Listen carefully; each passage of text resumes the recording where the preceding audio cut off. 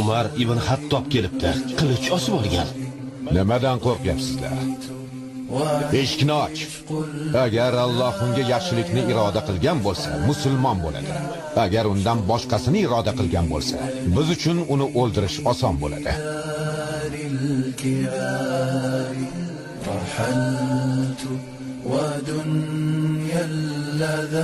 Nega bu yerga qilich ko'tarib kelding?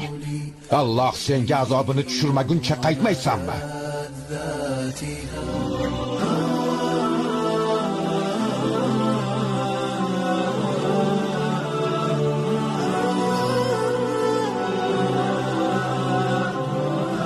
Ey Rasululloh,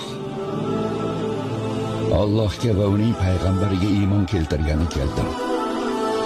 Alloh yuborgan dinni qabul qildim. Allohu akbar. Allohu akbar.